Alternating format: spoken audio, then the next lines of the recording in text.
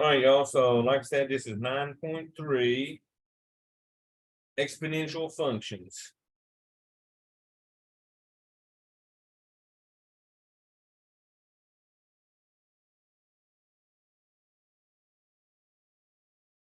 All right, so let's start this section out, wanting us to learn about what they call Euler's number. Let me let a few in real quick. And Euler's number is a constant like pi. And Euler's number is represented by this little e. So that's what the little e on your calculator is for. Oh, I keep having people come on and off. All right. So I'm going to show you where to find this little e on the calculator. And it's got two places on there. So let me share that screen.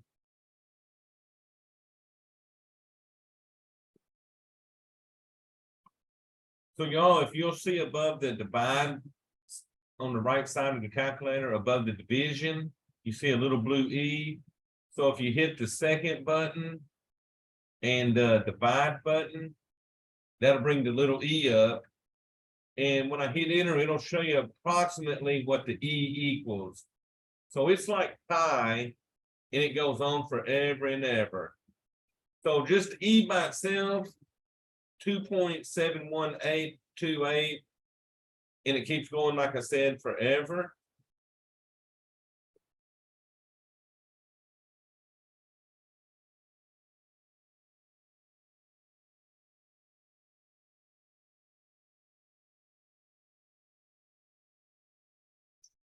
All right. Now, the second place you can find the E, if you notice to the left side of the, let me clear that. To the left side of the 4, you see a LN. Above the LN is an EX. So if you hit the blue button and then the LN button there, it brings the E up with an exponent. So if you have to put an exponent in it, say I'll put in a 2. So I'll do E squared on this one. So that when I hit enter, I get 7.38905 and so on. So that's where E is located on your calculator. So I'm going to go back to the page now.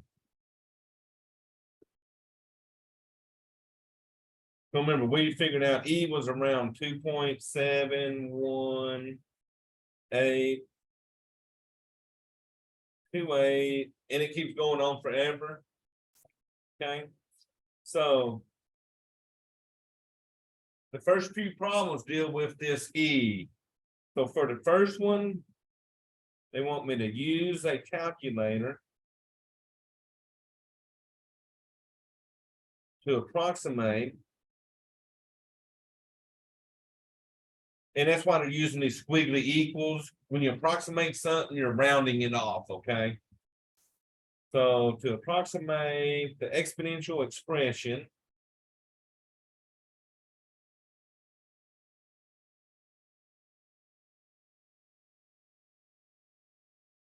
to 4 decimal places.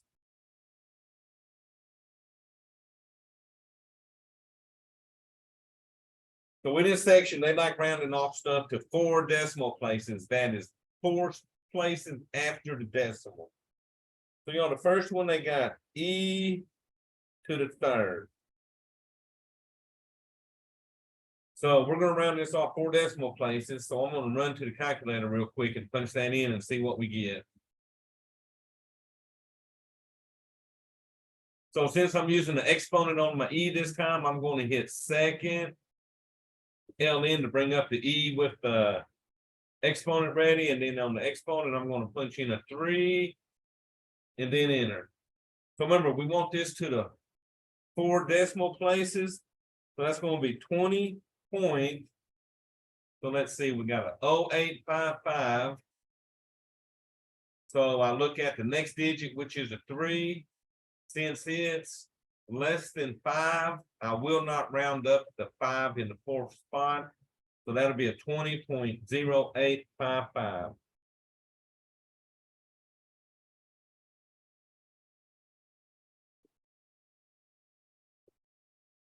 Oops, wrong page.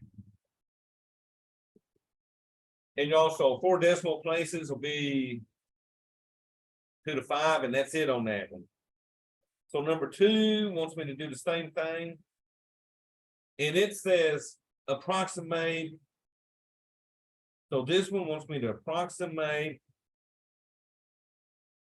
to the nearest 10,000ths.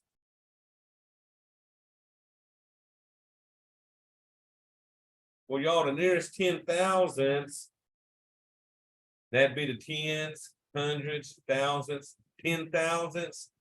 So we're still going 4 decimal places. They're just using 10,000ths instead of just saying approximate it to 4 decimal places. Now this one, they got an e to the negative 3.45. All right, so remember, we're going 4 decimal places again. So let's go to our calculator. I'm going to hit second LN because I want the exponent with it. And then my exponent was a negative 3.45. And then enter. So look, I'm getting a 0.0317. 7 is in the 10,000th spot. So I look at the next digit, and that digit is a 4, which is less than 5. So I do not round it up. So that'll be a 0.0317. All righty, so we would put that in and be done. Okay, so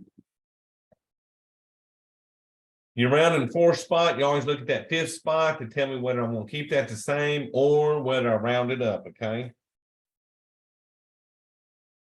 All righty, so they just wanted to play with a little bit of problems so that y'all know what this E is on your calculator, okay?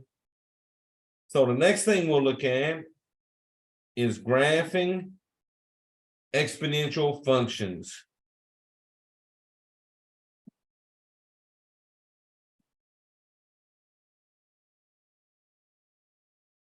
So exponential functions come in this form: y equals a to the x. You know, a is what we call the base. And the x is now the exponent. So these graphs will give you a base such as a 2 or a 3. And the variable is the exponent. So that's what's going to be changing on the graph to get your y values, okay? Now, one thing about these graphs, if this a, so if a is greater than 1, when we graph this, so here's our x and our y, but if the a is greater than 1, your graph will come along the x-axis, cross the y, and go uphill. If this a is less than 1, so say a is a fraction, then this graph for the x and y, if it's less than 1, then it's going to come down, cross the y-axis, and then try to get to the x-axis. Now, here's another thing about these exponential functions.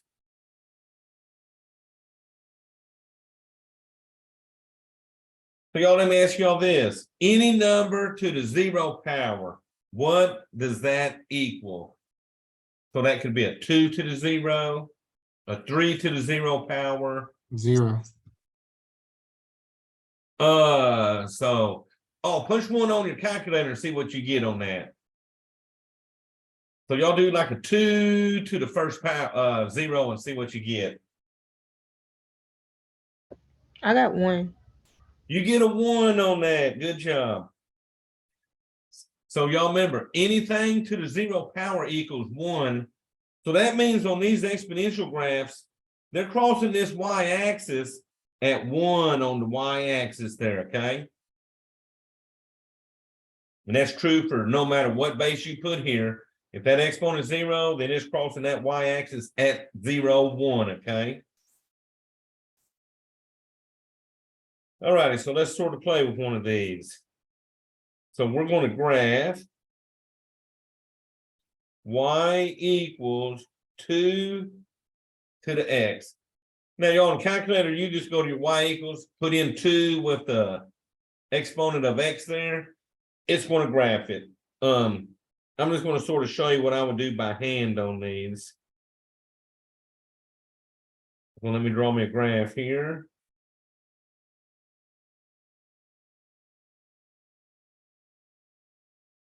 So I'm just going to go at about 5 to start.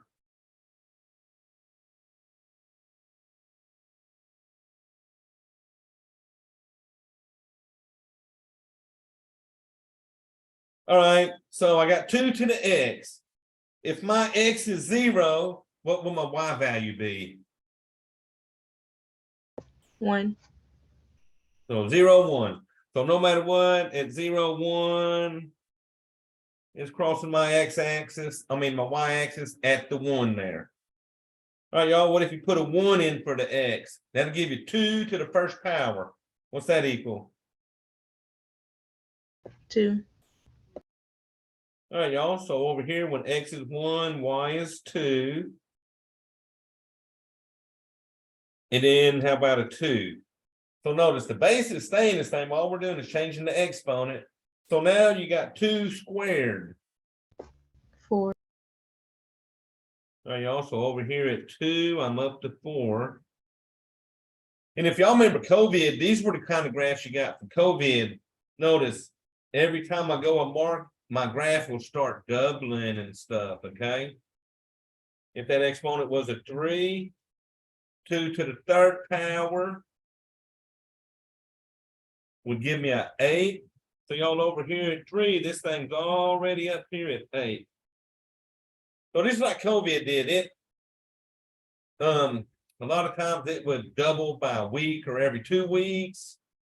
So that'd be how they figured out the base, and then it'll start having that doubling rate.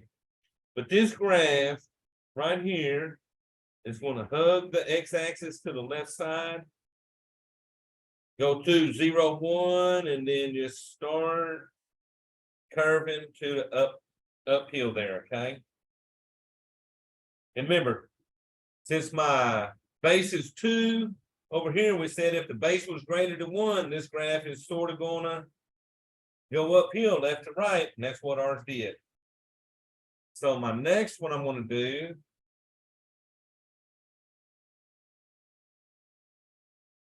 will be a fraction in the front. So let's do one. We're going to graph. Now, y'all, you don't have to graph these ones in MathLab. You're just going to pick one of the 4 pictures, okay? So this one I'm going to graph y equals 1/3 to the x. So notice this time my base is 1/3, and 1/3 is less than 1. So this is the graph that should go downhill left and right. So we're going to look at some points on this.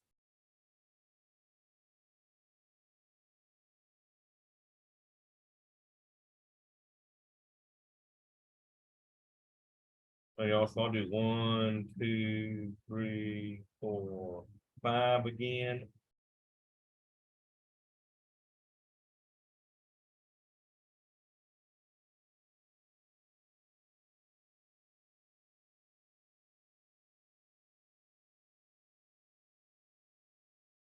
All right, so remember, my base is 1/3. So if this exponent of x, if I put a 0 in for that exponent, what does that give me for the y value?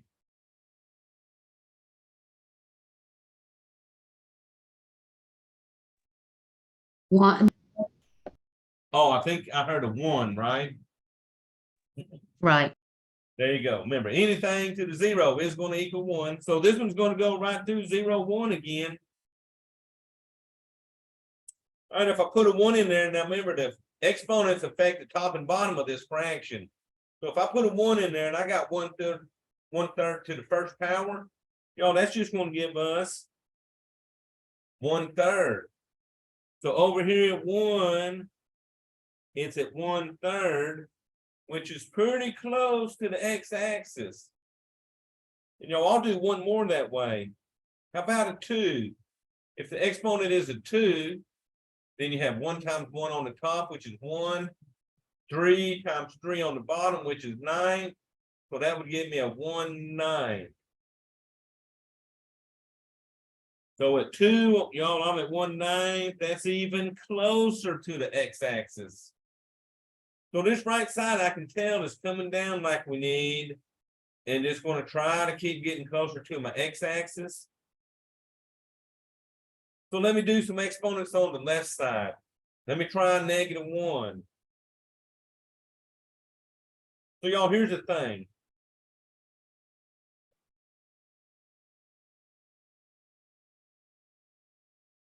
When you got negative exponents on a fraction, your first step is to make this exponent positive. And to make the exponent positive, you flip that fraction. So this 1/3 becomes a 3/1, but then I make the exponent positive. So just remember, fractions with negative exponents, we flip them, make the exponent positive. So you now got 3/1, which is 3. 3 to the first power would be 3. So when this is at -1 on the y-axis, the y value is 3. So over here, I go -1 and up 3. And y'all, I'm going to do one more, a -2. So if I got y equals 1/3 to the -2, I'm going to make the exponent positive by flipping the fraction again. So I get 3/1 squared now. All right, so the top, 3 times 3 is 9. On the bottom, you got 1 times 1 is 1. So 9 divided by 1 would give me 9. So when this thing's at -2, my value is 9. All right, y'all, so let's see, -2, and it's coming way up here at 9 now. So you can see that this does make the one that sort of comes downhill, crosses the y-axis at 1, and then as it goes out, gets closer and closer to that x-axis, okay?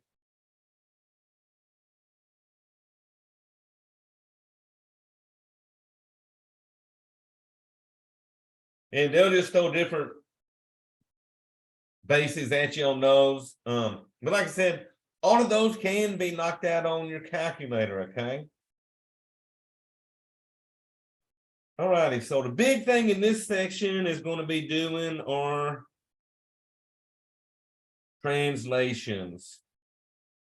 So these are similar to what we did back in section 7.2, I believe. We did vertical shifts, horizontal shifts, and then we reflected. So the first translation I'll look at is a vertical shift.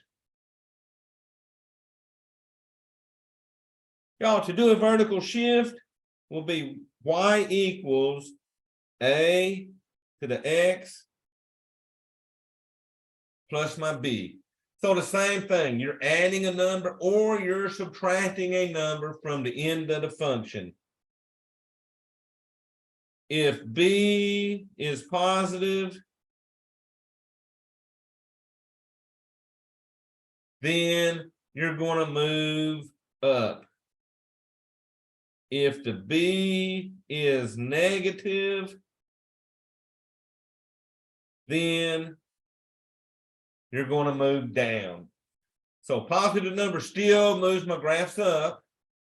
Negative numbers added to the end will move my graph down. So these are the same moves it did back in 7.2.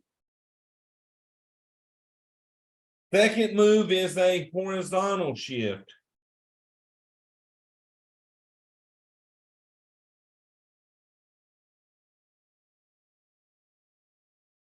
So my horizontal shift will move me left to right. So to move these graphs, We got our base with our exponent. And we're going to add or subtract from the exponent. Notice the difference. Up here, I added or subtracted from the function itself. Up here, we're adding and subtracting to the exponent, which is the x. So if the c is positive, so just like back in 7-2, when you attack the x, if it was a positive number you were adding to the x, that's going to move you to the left. If the c is negative, so if I subtract from my x, well, that's going to move me to the right. So these are the same moves when you attack the x as you had back in 7-2. Positive, move me left. Negative, move me right. All right, then you got a reflection over the y-axis. So this one's new.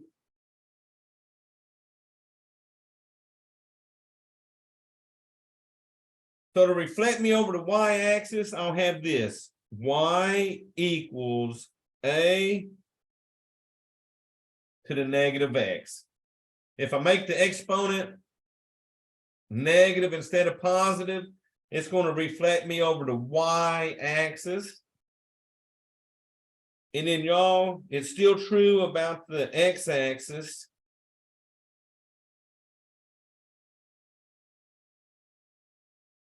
To reflect over the x-axis, it'll be y equals negative a to the x. And y'all, this one is the same as we had in 7-2. You do a negative in front of the function, it flips it over to x. The new one is going to be the reflection over the y-axis. And remember, to do that, the variable will be negative. Okay? So let me play with one of these with you. And I'm actually going to show you how to graph this on MathLab. So let's go get a problem from MathLab doing this. And y'all, I'm going to do this one. Y'all should be seeing my problem. We're going to work f of x equals 2 to the x minus 4. So the only thing we got to figure out is the base, and then what that minus 4 is doing to my graph. So the base is a 2. So one of these, we'll just put a 2 in front of that x in the blank. So what we want to know is that negative 4, shifting it down 4 units left, 4 units right, or 4 units up. So I said when we attacked the x and we subtracted, it actually moved my graph to the right. So you would come down here and highlight C, and in the box, put your base, which was a 2. I have a question. Is it? I can't really see. Is the 4 adding or subtracting? It's doing 2 to the x minus 4. 2 to x minus. Mhm. Okay, so thank you. that subtraction, it's doing that to the move to the right, okay? All right, y'all, you would check now. See, you check it. Now, let it think a second. Now, after you check it, it's going to make us graph it. But what's nice, you don't have to plot points, you just got to do the moves. So we start with that graph of y equals 2 to the x. So let's go to our image. All right, y'all. So the first thing you're going to do is grab the exponential tool, which is the second one on the second row. So click the exponential tool and click on the graph anywhere. It'll always put it in the center like mine is. Now, this little box popped up. The most important thing is for you to go to the bottom left where it says base, and that by default is the E. you gotta put what your base is down there. Mine was a 2. So change the base to whatever you had in the problem. Now, that -4, I said, move my graph to the right. So that would be a horizontal shift. So I would come up here and move that to a +4. Once I move it to a +4, it shifts the graph for me. So we just got in here and put save. And then once you saved it, you come down and just check your answer. Okay, so it's not bad. That was one where I attacked the X. Let me see what 8 has. So 8, they got f of x equals 3 to the x and then -6. Now this one I got to graph first before I actually describe it. So let's come here. Remember, my base is a 3 on this one. So I'm going to click my graph. So remember, click the little tool and then anywhere on the graph. Come down here first of all and change that base from an E to a 3. Now, I got to figure out that -6 at the end. Is that -6 going to move me up or down, left or right? Right. Okay, so I want to let y'all notice the difference between this problem and the one I just did. Is it down? It's down, my bad. It's down. It ain't up there with that exponent. So it will definitely move this one down 6. So yeah, that's what's tricky on these is well, let's see, I went down 6. So that thing will move it for us and then click save. All righty, then so I guess this one we got to graph first and then come back and it'll have me fill in. So remember, we started with the graph of y equals, let's see what they got there. So 3 to the x down here. And then we shifted it down those 6 units and click there. So some of these will start out graphing first. Some of them will start out with you actually describing it, then graphing it. All right, so now let me see what this number 9, I think, was a tricky one. All right, y'all. So number 9 here, we got f of x equals 2 to the 1 minus x plus 3. So they like to mess with the order on these and stuff. So when I come through this one, I'm going to see what that 1 does first when I add a 1. Then I'm going to see what that negative in front of that x is doing. And then we'll see at the end what the plus 3 is doing. So let's come in here and click this. I'm going to grab my exponential tool and then click it on the graph. So the first thing to 1, when you add a 1 up there where the exponent is, and it's a +1, we're going to move left 1 unit.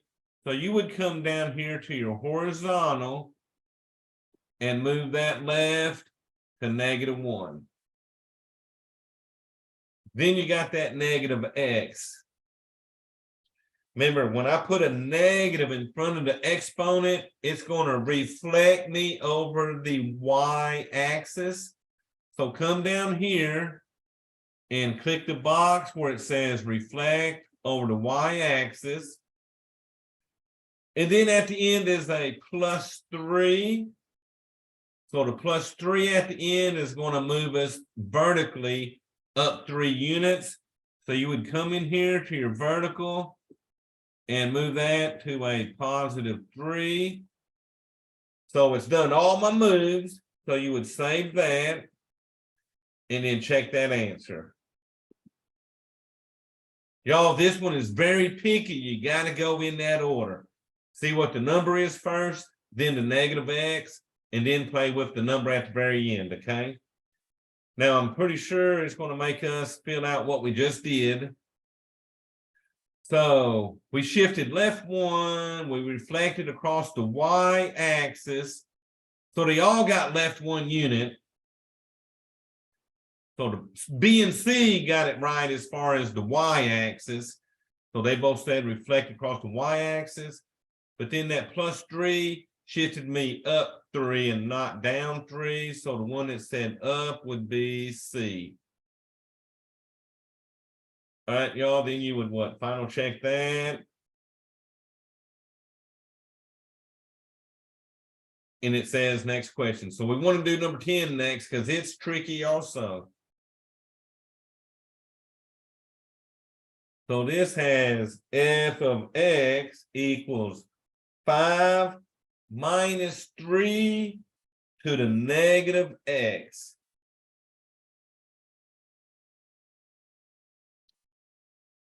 All right, let's see what they got. They say reflect across the y-axis, shift it down 5. One says reflect across the x-axis, shift it down 5. Reflect across the y-axis, then across the x-axis, and shift it up 5.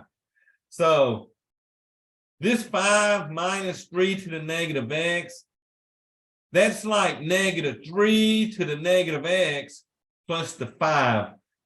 The 5 should be at the end. They're just putting it out of order, putting that 5 in the front. So the first thing we would look at on this is the negative in front of the 3. The negative in front of the 3 is going to shift it over the x-axis. Then you got a negative in front of the x.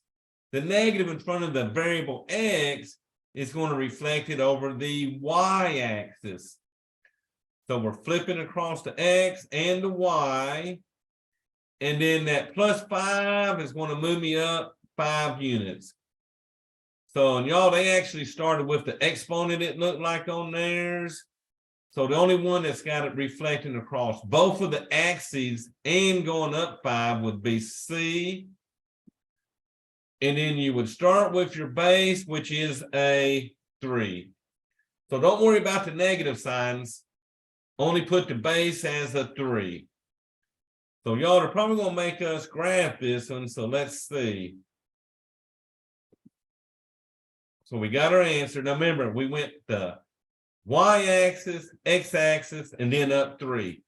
So we want to go in that same order when we graph this. So click your exponential tool, click it on the graph. Remember, come down here first, change the base from an E to the 3. The base is the one that's always in front of that exponent, okay? So then it said we reflected across the y-axis. We reflected across the x-axis. And then that 5 in the front gave me a vertical shift up, going to 5. All right, also, hopefully we went in the right order on that, and we would check our answer and be done with it.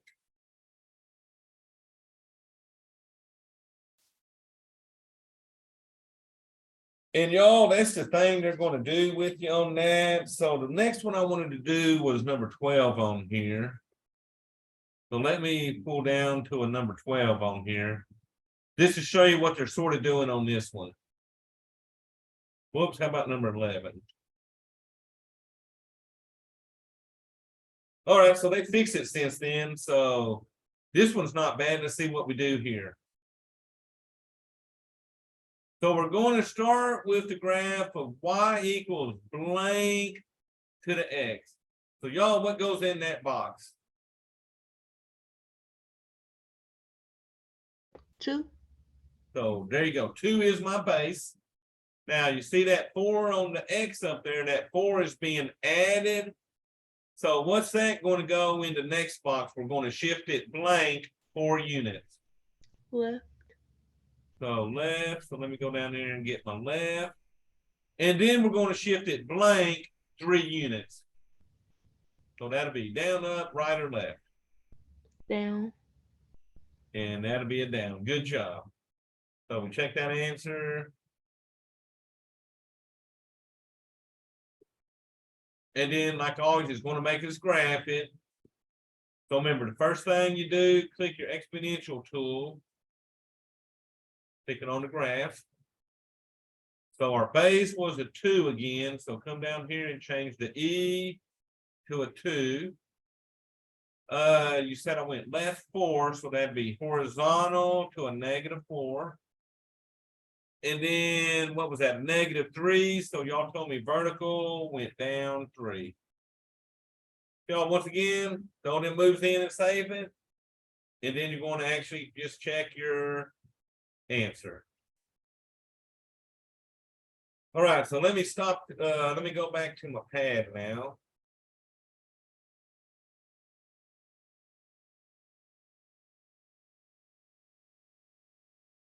All right, so the next thing I'm going to show y'all is the formula.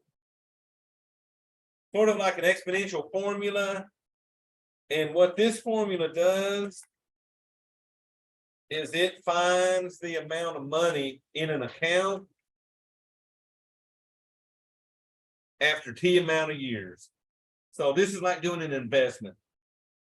Say I wanted to invest $5,000 at 3% interest for, say, 10 years, and it's compounded semi-annually. This formula is what I would use to figure out what the amount is in that account, okay?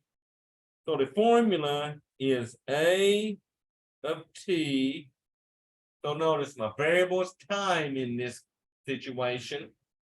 It equals P times 1 plus R divided by N, close parentheses, and the exponent is N times T.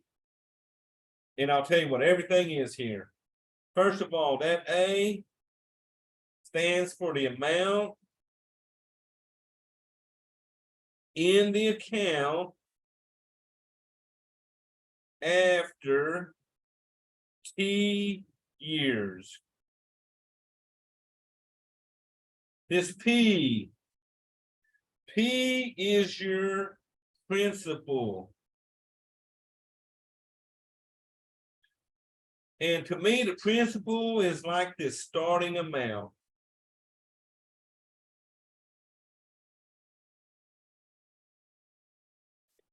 Okay.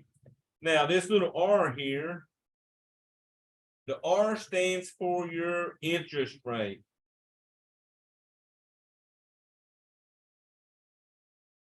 Now, the thing about this interest rate, when you're playing with this formula and you plug in for the R, the interest rate has to be in decimal form.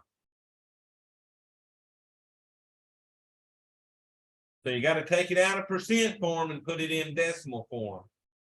All right, y'all, let's see what's next. The N. N is the number of compounds per year.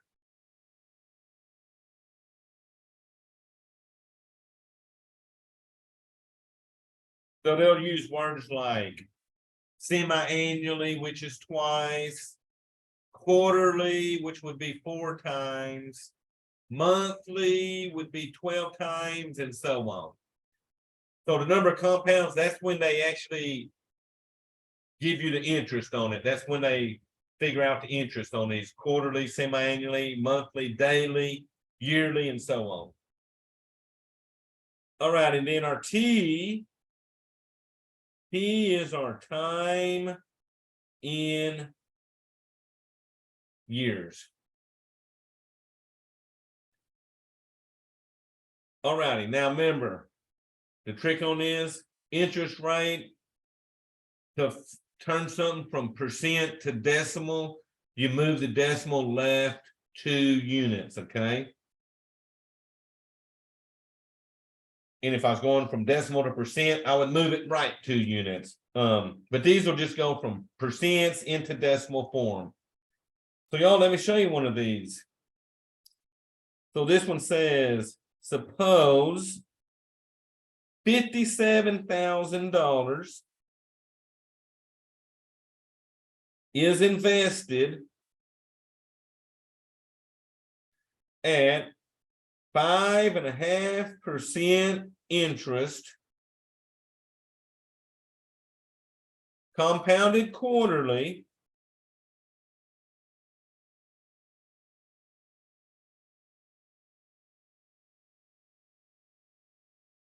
so they got two parts of this. Part A, they want me to find the function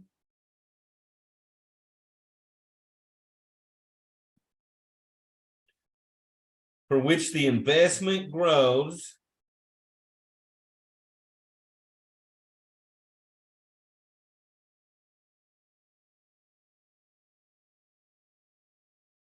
after T years.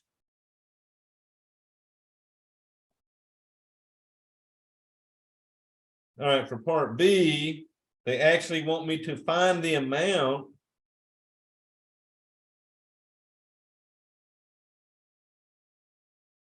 after T equals 0, 2, 5, and 10 years. So first we'll come up with the equation. So that means they just want us to find everything up here other than the T, because when it says how much it grows after T years, that'll still be there to T. We have to figure out what our P is, our R is, and our N, okay?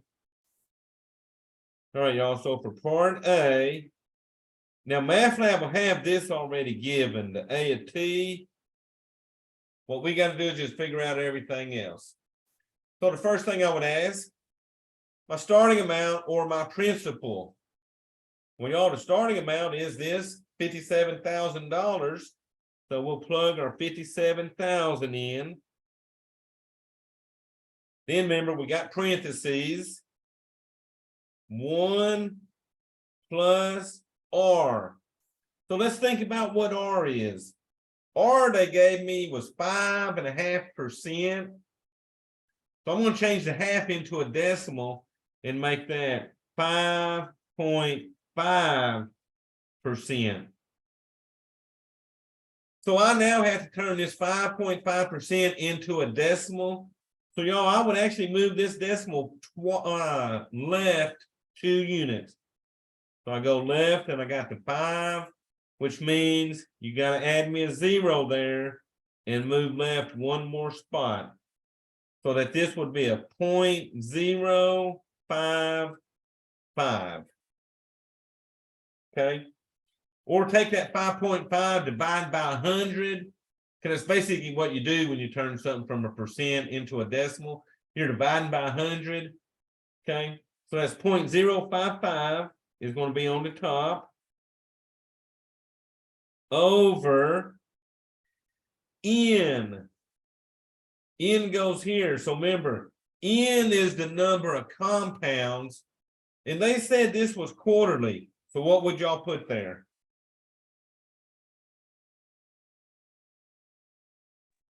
Four. So there's a 4. Then you would close the parentheses. Remember, the N happens here again. So 4 and then times your T. Now, here's the thing about MathLab. Although this is right, MathLab wants us to figure this part out in the middle and write it as a decimal. Because it knows we can do something in there. So MathLab makes you simplify the parentheses. So you bring your 57,000 down. So on the calculator, if you punch in 1 plus 0.055 divided by 4, that'll give you 1.01375, close parentheses, and then bring down your 4T. Y'all, this is the form MathLab wants for part A. It wants this part here simplified inside them parentheses, okay? Now, For part B, I had what? A time equals 0, time equaled 2 years, time equaled 5 years, and then finally time equaled 10 years. Now, the thing we know about this, the more years go by, my 57,000 better start getting bigger. Because remember, this is an investment. So our 57,000 should start growing after 2, 5, and 10 years. All right, y'all. So many ways you can do this one on the calculator. So let me share the calculator. All right, so I'm gonna clear all this off. So one way to do it, you can punch it in like it looks. You can put in your 57,000. And then your parentheses 1.01 375. All right, then come in and hit your exponent, which is a 4 times t. But remember, I'm starting out with 0 years, so I'm going to put a 0 there for my t. So y'all, when I hit enter, now remember, this is after 0 years go by. So if you start with $57,000 and 0 years went by, look at that. You still have $57,000. Now, if I wanted to keep doing it this way, the next one I would have 4 times 2 for the exponent. But y'all, that sort of gets tedious. So let me show you another method. I can hit y equals, and I'm going to put that equation in, 57,000. Then I got my parentheses. I'm going to do 1.01375, close parentheses, and then do my exponent, it'll be 4. Now, if you put it in here, the variable has to be the x on here when you're graphing it, okay? So you don't want to put a t for the variable when you're graphing it. You want to use the x. So y'all, I can graph this, but I don't even care about the graph. I want to see what the table looks like. So if I hit second graph, it'll take me to the table, and I'm just going to bring mine down so my 0 is at the top. So notice, when x is 0 up here, my y value is 57,000. So then my next one was 2. So after 2 years, notice I get 63,580. All right, what was next? 5. So let's see, at 5 years. So I'll highlight 5. At 5 years, I'm at 74,902. And then finally, I can arrow down and get to 10 years. So notice at 10 years, I'm at what? 98,426. Now, that was another way you could have done this. A third way you could have done this was using the value feature. So if you would hit second trace, the first thing you see is value. So hit enter on value. So I want to do this when x was 2 years. So I'll put in a 2 for my x and hit enter. And y'all, to the right side, it gives you 63,580. And it gives you the 0.186. But remember, we're rounding to the nearest dollar. So since it's a 1 after the decimal, I would leave that as 0. So this method, if you had to do cents or something, would probably be the best way. Now, to do another value, I would hit second trace, enter for value number 1. And my next one will say 5 years.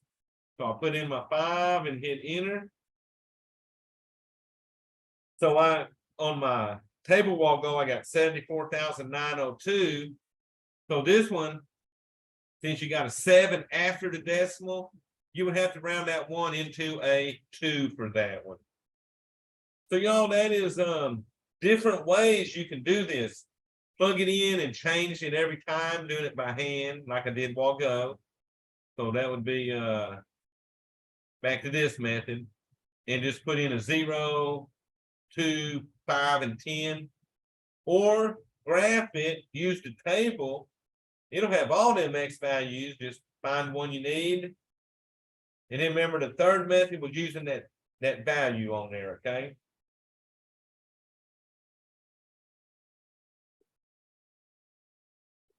So y'all, if you notice tonight, it's a lot of these problems are on that calculator. All right, so there's my 4 values. I plug them into MATLAB and be done with that. So there's one more problem in this section. Using that formula. So this one actually wants me to use the formula and figure out how much money we'll have. So on Melissa's 6th birthday, she gets a $6,000 CD that earns 6% interest.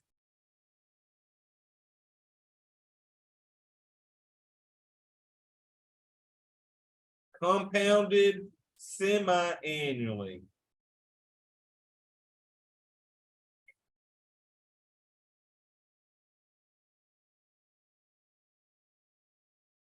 So if the CD matures on her 16th birthday,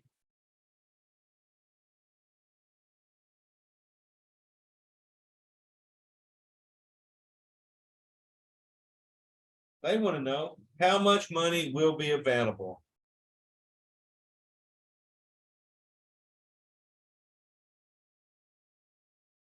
Was it 60th or 16th? 16th. Okay. So then let's see how much money will be available. Now they want me to round this one to the nearest cents.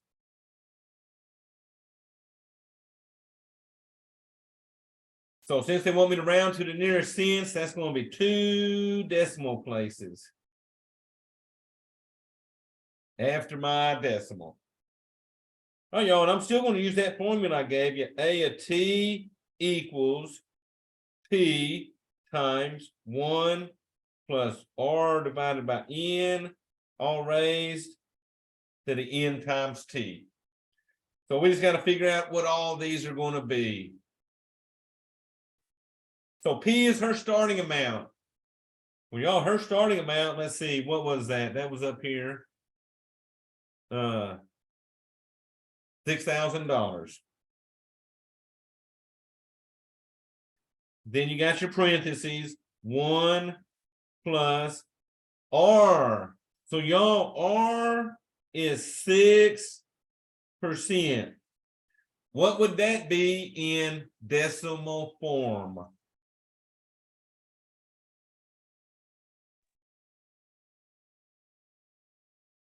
.06. So 0.06. So that's going on top, 0.06. N is the number of compounds. They said semi-annually. So what would y'all put there? 2. 2. So that'd be a 2. And then once again, N was 2 times T. So y'all, here we go. What would T be in years? She got it on her 6th birthday. It matured on her 16th birthday. Would it be 10? So T is definitely going to be 10 years. So right there we would have what? 2 times 10. Okay. Now I will say this, on older calculators, you probably got to put this in parentheses if you got like an old TI 83 or something.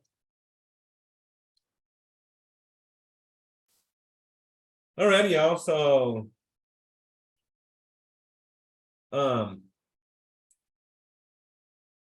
put this right in the calculator like it looks. But I'll do this by hand to show you how much fun it is. So the first thing by hand I would do, I would figure out what 1 plus 0.06 divided by 2 equals. So I'm just going to do that on this calculator here instead of switch back and forth. So I had 1 plus 0.06 divided by 2. So that'd give me 1.03. So this would be 1.03. And then my exponent 2 times 10 would give me a 20. Now, working it by hand, you got to do the exponent first. And the exponent affects that 1.03. So I would take that 1.03 and raise it to the 20th power. So y'all, it's hard for y'all to see my calculator, but that's going to give me 1.806.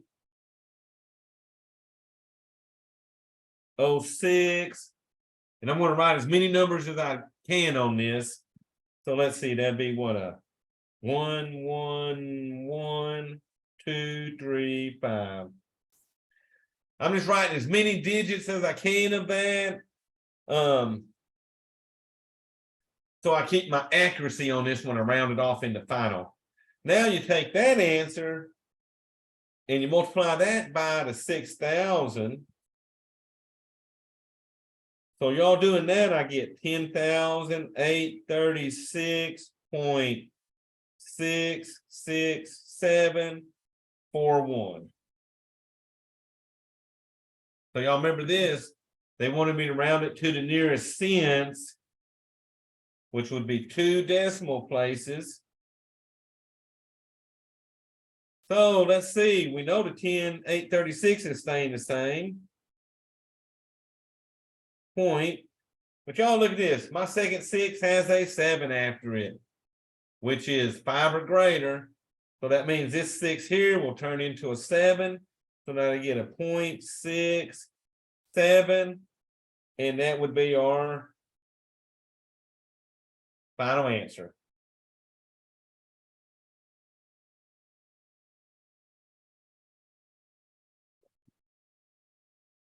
So, and these problems are just to show you what these exponentials do. The more these years go up, the bigger that money goes. So she got 6,000 on her 6th birthday. She's pretty close to 11,000 on her 16th birthday. So there you go. So y'all, do y'all have any questions on this?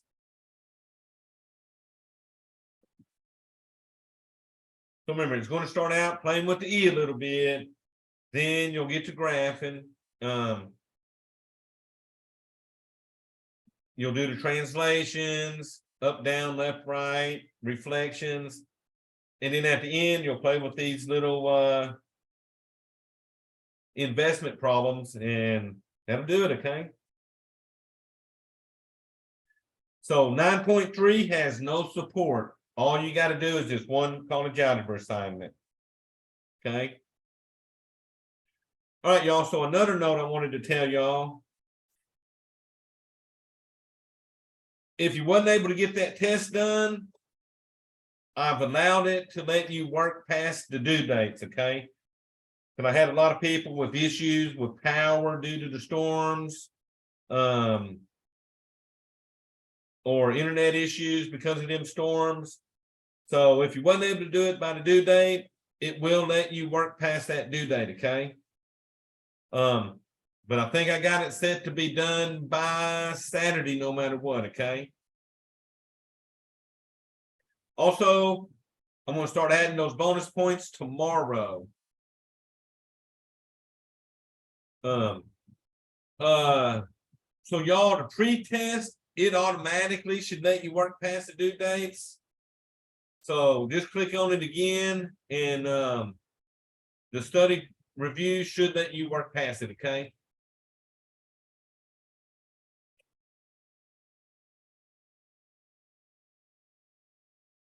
Alrighty, also, I'm gonna quit the recording and then I'll just see if y'all got anything else.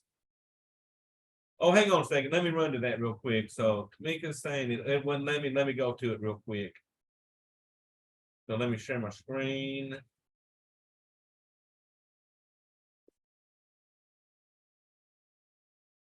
So let me check that real quick for y'all.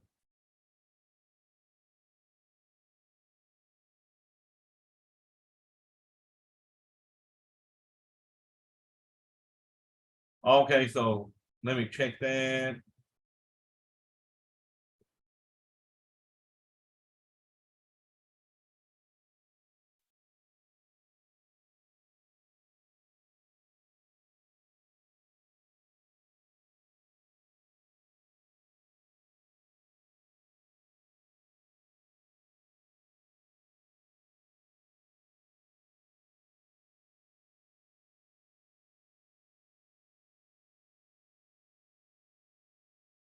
All right, Tamika, that should definitely work now.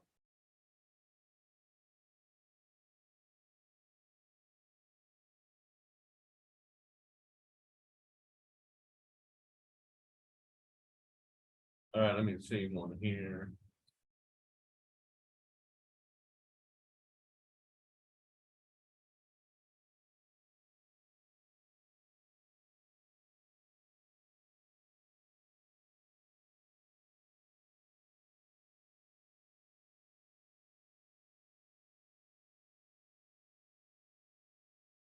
All right, so let me stop that share. All right, so that should be set up now that y'all work past it. I guess I didn't have my little box clicked on that. So yeah, Tamika, it will let y'all work past it now.